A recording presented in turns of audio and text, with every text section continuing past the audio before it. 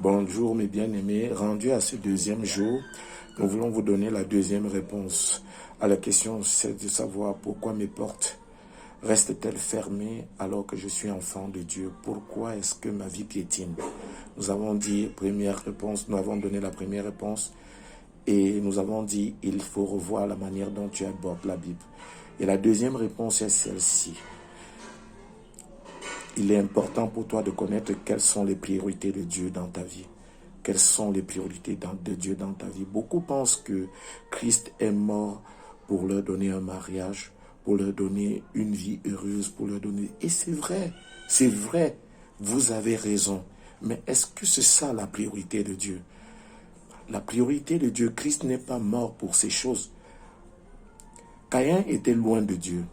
Dieu a chassé Caïn. Mais la Bible nous confirme, Caïn s'est marié. Caïn a eu énormément de richesses. Il a même bâti une ville loin de Dieu. Je dis bien loin de Dieu. Alors, avec Christ ou sans Christ, on peut avoir toutes ces choses. Alors, pourquoi est-ce que Christ est mort? Christ n'est pas mort pour deux choses. Il y avait un seul objectif qu'il poursuivait. Oui, ce n'était pas pour lui d'être couronné. Non, Christ est mort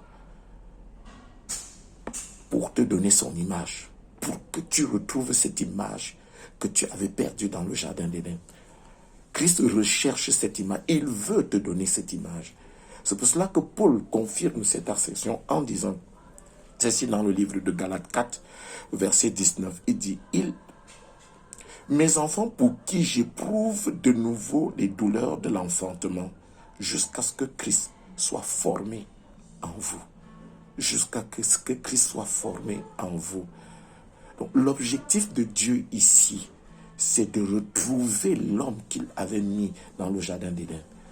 Il veut absolument que la communion soit encore établie. Dieu ne peut pas parler avec des animaux.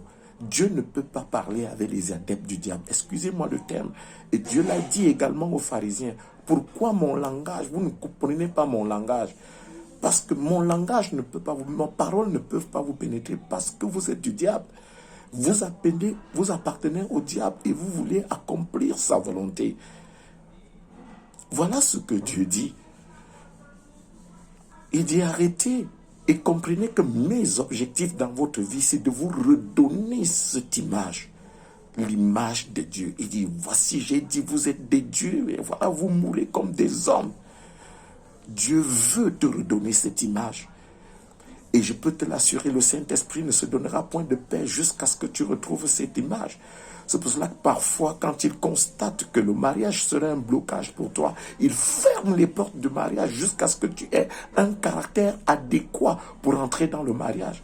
S'il constate que les biens de ce monde, c'est-à-dire l'argent, le bien matériel, les hommes peuvent être un obstacle à ton évolution, à ta transformation, il va fermer ses portes.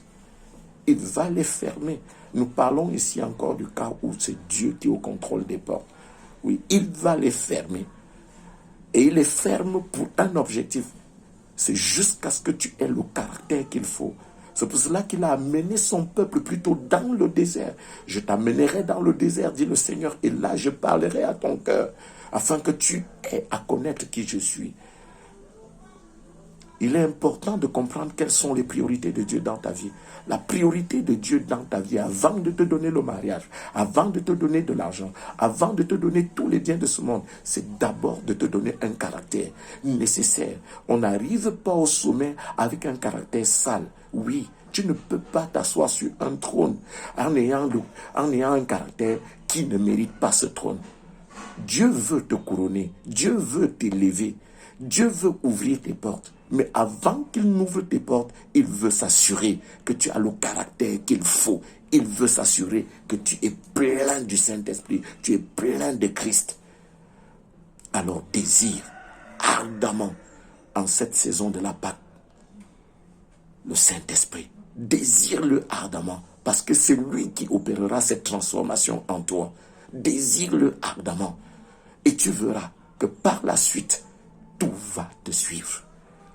Tout sera possible. Toutes ces portes seront ouvertes. Exactement comme dans le cas de Pierre dans les prisons, dans une prison, enchaîné.